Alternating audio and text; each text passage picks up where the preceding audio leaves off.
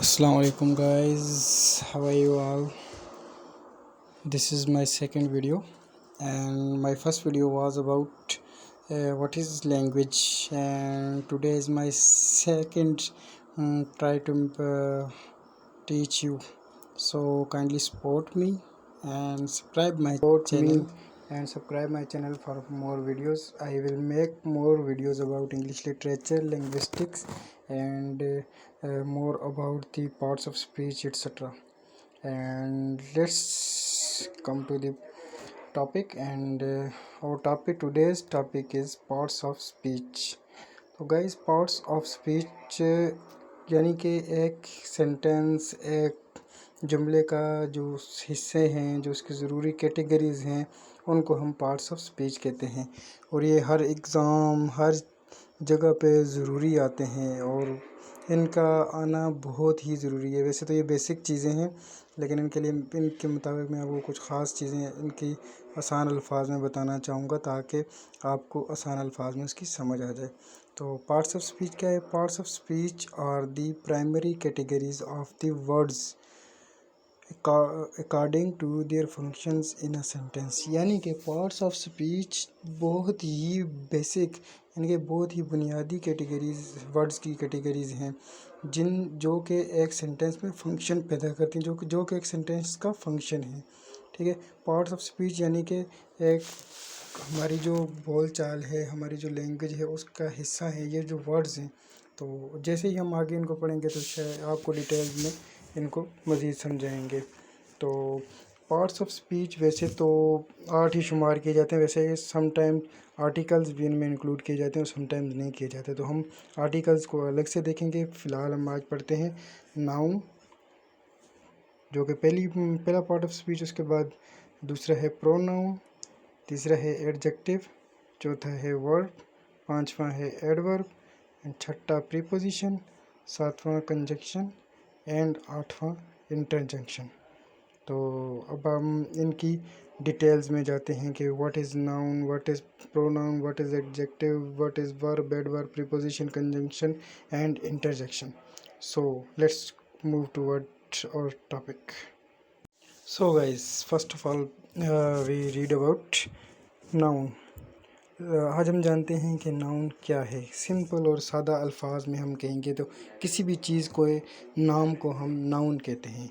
जैसे कि अली, उसामा, क्रिकेट, इसके अलावा country, Pakistan, USA, etcetera etcetera. किसी भी चीज़ के नाम को हम नाउन कहते हैं। जैसे कि इंग्लिश में अब इसकी डिफिनीशन पढ़ते हैं, जो कि हमारे सामने लिखी हुई है। A noun names a person, place, things और आइडिया। यानी कि एक नाउन नाम देता है। नेम्स यानी कि नाम देना है, नाम देता है। अ पर्सन एक शख्स को, किसी इंसान को, प्लेस जगह को, थिंग्स और आइडिया थिंग्स यानी कि जैसे हो गई बोतल, हो गई डोर, हो गया, ये इनको एक नाम दिया गया, इसको नाउन कहते हैं। थिंग्स में भी यही चीज़ें आ जाती हैं। थिंग्स में ये चीज़ें प्लेस में आ जाती है, जैसे कि हो गया KPK हो गया, जैसे सिंध हो गया, ये प्लेस का नाम है। यानी कि ऐसे पंजाब हो गया, ये प्लेसेस का नाम है।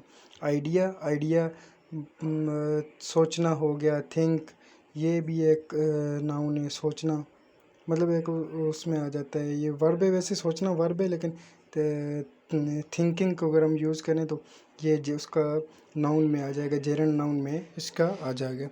तो आइडिया यानी कि कोई दिमाग में कोई आइडिया आता है, उसका जो हम नाम देते हैं। जैसे कि हम आइडिया मतलब कोई भी एक आइडिया सोचते हैं, अच्छा या बुरा, वो भी जो माइंड में आता है उसको हम उसको भी हम नाउन में लेते हैं।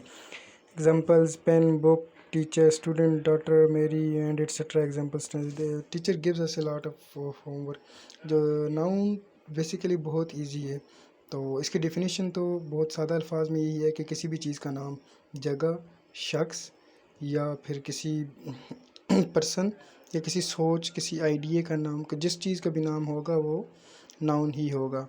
तो आगे हम देखते हैं, आज की इस वीडियो में हम पढ़ेंगे टाइप्स ऑफ नाउन। तो आज की हम जो टाइप्स ऑफ नाउन हैं उनको हम ब्रीफली देखते हैं, और इंशाल्लाह कोशिश करूँगा कि आसान अल्फाज में आपको समझा सकूँ, ताकि एग्ज़ाम्स में आपकी हेल्प हो सके।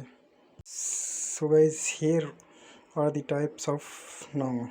First of all, first type of the noun is common noun.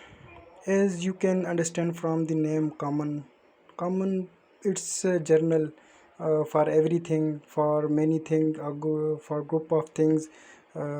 Let's translate it in Urdu. Common noun यानी कि इसमें नकरा जिसको कहते हैं इंग्लिश में, हम उर्दू में उर्दू में हम इसको इसमें नकरा कहते हैं, यानी कि आम नाम। Use to name people places or thing in general, यानी कि हम किसी भी चीज़ को जनरल में नाम देते हैं, जैसे कि कोई आम नाम होता है। It refers to the class or type of person or thing without being specific, यानी कि किसी स्पेसिफिक चीज़ के लिए यूज़ नहीं होता, स्पेसिफिक शख्स के लिए यूज़ नहीं होता, ये जनरल नाम यूज़ होता है। जैसे गर्ल लड़की कोई भी हो सकती है, सिटी कोई भी हो सकता है, एनिमल कोई भी हो सकता है, हाउस घर किसी का भी हो सकता है, फूड खुराक कोई भी हो सकती है। ठीक है, अभी मैं आपको इनको याद करने का एक आसान फार्मूला बताऊंगा। पहले आप इनको देखें, फिर मैं आपको बताऊंगा कि इनको याद करने का बहुत ही आसान तरीका है। उसके बाद हम चलते हैं इसकी सेकंड फॉर्म की तरफ, proper noun use to name a specific or individual person, place or thing. Proper noun begin with the capital letter, ये याद करने की बात। अच्छा, अभी कॉमन नाउन था आम इंसान, आम जनरल नाम कोई भी है वो कॉमन नाउन है। प्रॉपर नाउन स्पेसिफिक नाम होता है, जैसे कि किसी खास शख्स का नाम, स्पेसिफिक पर्सन, किसी खास जगह का नाम, किसी खास मुल्क का नाम, किसी खास चीज़ का नाम, जैसे इंडिया, अमेरिका, पाकिस्तान, जैसे कि कायद-ए-आज़म, अल्लामा इकबाल। इस तरह के जितने भी नाम हैं ये ख़ास है, मतलब इनके नाम लेते ही हमारे माइंड में सिर्फ एक शख्सियत आती है, या एक चीज़ आती है, या एक आइडिया आता है, तो ये प्रॉपर नाउन हो गया। तो इसको अब देखें तो कॉमन नाउन और प्रॉपर नाउन दोनों एक दूसरे से कंट्रास्ट में है। कॉमन नाउन प्रॉपर नाउन के ऑपोजिट है, और प्रॉपर नाउन कॉमन नाउन के ऑपोजिट है। तो इसको याद करने का बहुत ही आसान तरीका है। आगे हम चलते हैं countable noun have a singular and a plural form and can be used with a number or a and before it. They are sometimes called count nouns.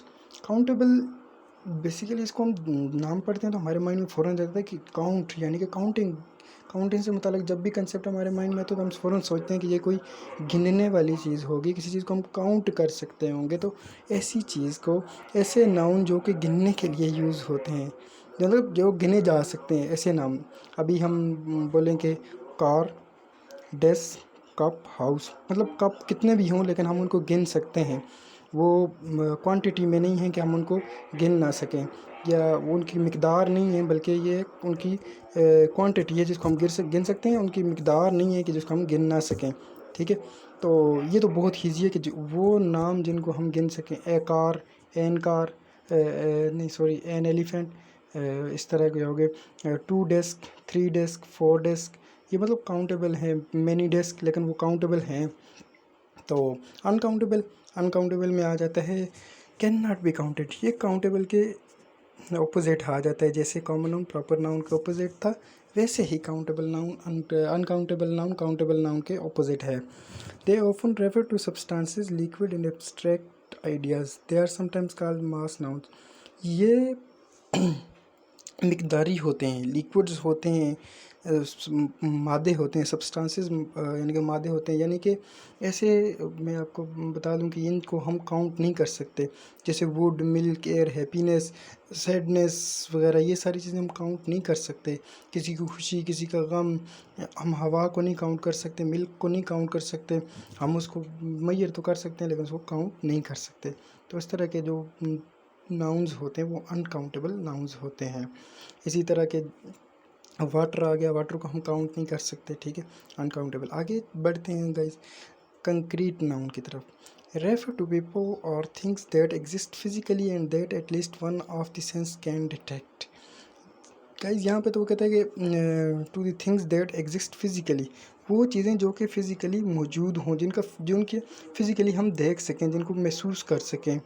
तो गाइज़ इसके मैं सिंपल आपको मिसाल दूंगा कि कंक्रीट नाउन्स ऐसे nouns होते हैं जिनको हमारी 5 सेंसेस यूज़ करके हम महसूस कर सकें, देख सकें। यानी कि जो हमारी 5 सेंसेस हैं, उर्दू में जिन्होंने पढ़ा हुआ उनके लिए ख़वास ख़मसा हैं, जो हमारे 5 टच, स्मेल और यानी कि सूंघना, चखना। इसके अलावा टेस्ट इंग्लिश में जिसको कहते हैं, सूंघना, चखना, देखना, सुनना, ये सारे ये चारों पांचों चीज़ों को अगर इनमें से किसी चीज़ को ये किसी चीज़ से इसका ताल्लुक है तो ये कंक्रीट नाउन है। और अब्स्ट्रैक्ट नाउन इसी के ऑपोजिट आ गया, यानी कि ऐसी चीज़ें जिनको हम देख ना सकें, जिनको हम सुन ना सकें, जिनमें हमारी सेंसेस यूज़ ना हो, पांचों की पांचों सेंसेस यूज़ ना हो, जैसे लव, टाइम, फियर, फ्रीडम। यानी कि ये जज्बात हैं, जज्बात हैं, कोई इमोशंस हैं, कोई फीलिंग्स हैं। तो ये ऐसी चीज़ें हैं कि ये फिज़िकली वजूद अपना नहीं रखती। मतलब अब कोई भी ऐसी वो नहीं है, लव लव हम कभी ऐसे छू नहीं सकते, लव को हम सूंघ नहीं सकते, लव को हम सुन नहीं सकते, लव को हम टेस्ट नहीं कर सकते। तो इसीलिए कंक्रीट नाउन और एब्स्ट्रैक्ट नाउन एक दूसरे के ऑपोजिट आ गए। अगर आप इसको एक को समझ गए तो दूसरे को समझना आपके लिए मुश्किल नहीं है। अब आ जाते हैं हम सेकंड लास्ट टाइप की तरफ, compound noun. Two or more words that create a noun they can be written as one word. यानी कि जब दो वर्ड्स कंबाइन हो जाते हैं एक दूसरे के साथ और एक वर्ड फॉर्म करते हैं, एक नाउन फॉर्म करते हैं, एक इसम बनाते हैं, उसको हम कंपाउंड नाउन कहते हैं। यानी कि मरकब होता है दो वर्ड्स का, जैसे रेनफॉल, बारिश होना, सन इन लॉ यानी कि जो कि दामाद होता है, क्रेडिट कार्ड, ठीक है। इसी तरह आगे आ जाएं तो हेल्पफुल। इसी तरह आगे आ जाए आगे और जिसकी एग्जांपल दे दें तो एक हेल्प हो गया, एक फुल हो गया, ठीक है। इसी तरह रिक्रिएट, ठीक है, ये भी कंपाउंड नाउन हो गया, ठीक है। और इसके साथ आ जाता अगर हम लें तो आ गया टेबल टेनिस गेम का नाम है, ठीक है। इसके अलावा अगर फुटबॉल आ गया, ठीक है, ये भी गेम का नाम है। इसके अलावा बहुत सारी एग्जांपल जिसकी हैं। चलें हम आगे बढ़ते हैं कलेक्टिव नाउन्स की तरफ।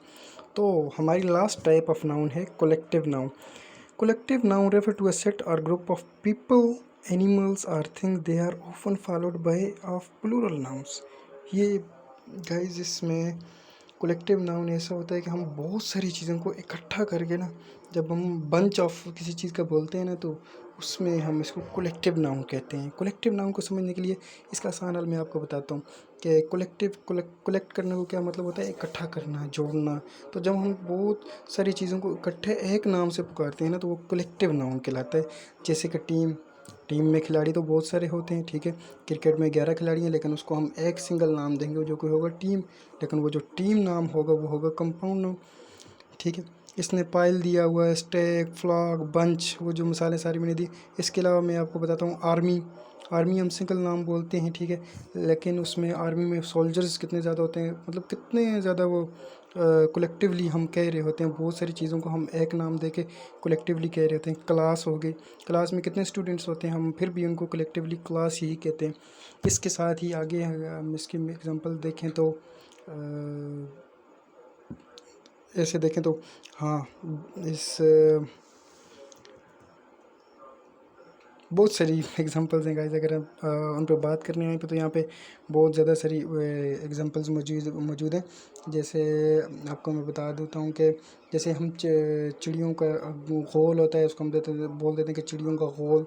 तो घोल जो होता है उसका, जैसे उसका शहद की मक्खियों का छत्ता, ये मतलब सारे जो नाम हैं कलेक्टिव नाउन कहलाते हैं। और इसी तरह एक हम उसको कहते होते हैं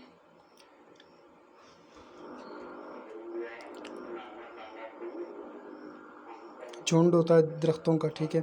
हम दरख्तों के झुंड को एक नाम देते हैं, दरख्तों का झुंड। तो वो जो झुंड होता है वो एक सिंगल नाम होता है, लेकिन उसमें दरख्त बहुत ज़्यादा होते हैं, लेकिन हम कलेक्टिवली एक उसको कॉल कर रहे होते हैं। तो गाइज़ ये छोटी सी मेरी कोशिश थी। तो इंशाल्लाह जो अभी नेक्स्ट वीडियोज़ आएंगी उनमें अच्छे और बेहतर तरीके से मैं आपको डिस्क्राइब करने की कोशिश करूँगा, और कोशिश करूँगा कि आसान और सिंपल वर्डिंग में आपको मैं इंग्लिश समझा सकूँ। तो गाइज़ आज हमने टाइप्स ऑफ नाउन पर सबसे पहले हम पार्ट्स ऑफ स्पीच पढ़ेंगे, पार्ट्स ऑफ स्पीच क्या होते हैं। उसके बाद हमने पार्ट्स ऑफ स्पीच देखे कि कितने होते हैं। उसके बाद हमने टाइप्स नाउन देखा, यानी कि पहली type of parts of speech को, पहला पार्ट्स ऑफ स्पीच को देखा और फिर उसकी टाइप्स को देखा। तो गाइज़ इंशाल्लाह अगली वीडियो में मैं इसके बाद अगले आने वाली यानी कि नेक्स्ट पार्ट ऑफ स्पीच को डिस्कस करूँगा, जो कि है प्रोनाउन। और इंशाल्लाह मैं कोशिश करूँगा कि उसमें से बेहतर तरीके से आपको समझा सकूँ। तो guys kindly support me, subscribe my channel and share my video. Thank you.